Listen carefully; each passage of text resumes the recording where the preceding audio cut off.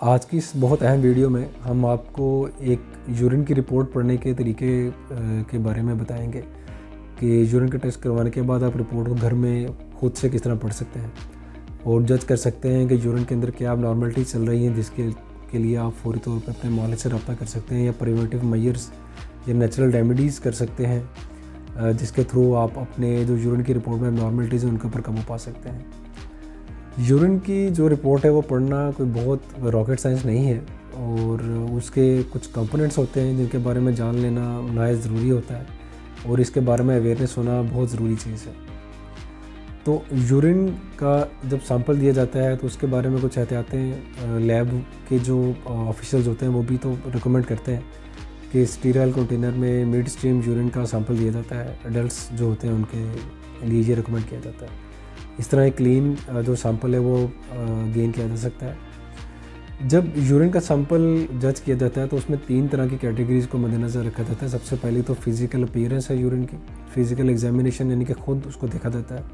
उसके अलावा बायोकेमिकल उसका एनालिसिस किया जाता है और उसके बाद माइक्रोस्कोपिक एग्जामिनेशन जो है यूरिन का वो किया जाता है।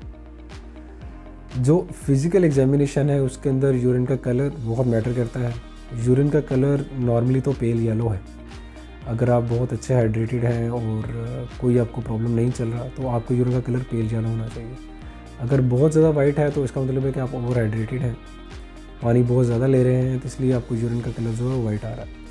अगर कलर बहुत ज़्यादा येलो है या डार्क येलो आ रहा है तो ये चीज़ को शो करता है कि पानी आप कम ले रहे हैं और डिहाइड्रेट हो चुके हैं, तो फौरी तौर पे आपको अपने आप को पानी की मिकदार बढ़ानी पड़ेगी। तो डिहाइड्रेशन से बचने के लिए पानी का इस्तेमाल इसमें नहायत ज़रूरी होता है। अगर यूरिन का कलर रेड आ रहा है तो ये चीज़ को शो कर रहा है कि पेशाब के अंदर खून है, जो कि इन्फेक्शन को, स्टोन को, अगर पेनलेस हेमाचूरिया है तो ट्यूमर को भी शो करता है और क्रोनिक मसाने के इन्फेक्शन को भी ये शो कर रहा होता है। अगर पेशाब का कलर डार्क ब्राउन तरह का आ रहा है तो उसका मतलब ये है कि मसाने के अंदर खून काफ़ी अरसे से पड़ा हुआ है और या क्लॉट्स पड़े हुए हैं, इसकी वजह से पेशाब की रंग डार्क ब्राउन हो रही है। इसके अलावा बाकी यूरिन की टर्बिडिटी के बारे में देखा जाता है कि उसकी कसाफत कैसी है। अगर पाइयूरिया या पस है तो यूरिन थोड़ा थिक होगा, वो देखने से पता लग जाएगा, जो कि इन्फेक्शन को शो कर रहा होता है। इसके अलावा आ जाती है यूरिन के बायोकेमिकल अपीयरेंस। बायोकेमिकल एनालिसिस के ऊपर स्पेसिफिक ग्रेविटी को देखा जाता है, यानी कि सिंपल वर्ड में यूरिन के भारेपन को देखा जाता है। डिहाइड्रेशन में या बहुत ज़्यादा प्रोटीन डाइट लेने की वजह से ये स्पेसिफिक ग्रेविटी बढ़ सकती है, या डायबिटीज़ इंसिपिडस जो है उसमें जब बहुत ज़्यादा पानी निकल होता है या यूरिन डाइल्यूट हो जाता है तो उसमें स्पेसिफिक ग्रेविटी कम हो जाती है। इसके अलावा पीएच के ऊपर है तो नॉर्मली थोड़ी सी जो यूरिन की पीएच होती है वो तेज़ाबियत वाली होती है, ये इन्फेक्शन को प्रिवेंट रखती है। 5 से लेके 6.5 तक के लेवल तक ये पीएच होती है यूरिन की नॉर्मली।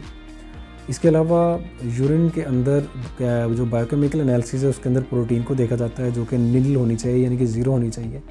अगर ये प्रोटीन पॉजिटिव आ रही है इसका मतलब है कि गुर्दों का जो छलनी वाला सिस्टम अंदर ग्लोमेरुलाई हैं वो प्रोटीन को लीक कर रहे हैं, तो ये गुर्दों के कमज़ोर होने की वाज़ेह निशानी होती है। प्रोटीन नॉर्मल यूरिन एग्जामिनेशन में पॉजिटिव नहीं होनी चाहिए। इसी तरह से ग्लूकोज़ है कि ग्लूकोज़ जो है वो भी यूरिन के अंदर अपीयर नहीं होनी चाहिए नॉर्मली।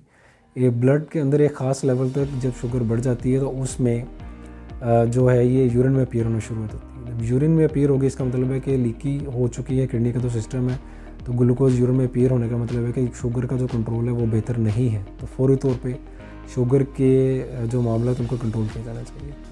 इसके अलावा बायोकेमिकल एनालिसिस के अंदर यूरिन के अंदर कीटोन्स को देखा जाता है, जो कि शुगर के मरीज़ों में बहुत ज़्यादा शुगर का कंट्रोल ख़राब होने की वजह से अपीयर हो सकते हैं। ल्यूकोसाइट एस्ट्रेस और नाइट्रेट्स एक टेस्ट होता है जो कि इन्फेक्शन की मिकदार को या पाइयूरिया या यूरिन के अंदर पस को शो कर रहा होता है, या HB अपीयर हो रही होती है जो कि ब्लड को शो कर रही होती है। तो ये बायोकेमिकल एनालिसिस के बहुत ही अहम पॉइंट्स हैं जिनके बारे में जानना ज़रूरी होता है। इसके अलावा बिलिरुबिन भी अपीयर हो सकती है जो कि जॉन्डिस वाले मरीज़ों में यूरिन में अपीयर हो जाया करती है। अब आती है बारी माइक्रोस्कोपिक एनालिसिस की, जिसमें हम माइक्रोस्कोप के अंदर यूरिन के सैंपल को रख के जज करते हैं। तो उसके अंदर हम पच सेल को देखते हैं कि इन्फेक्शन किस कदर ज़्यादा है, पच सेल कितने आ रहे हैं, और RBCs को देखा जाता है, यानी कि खून के खुलियात को।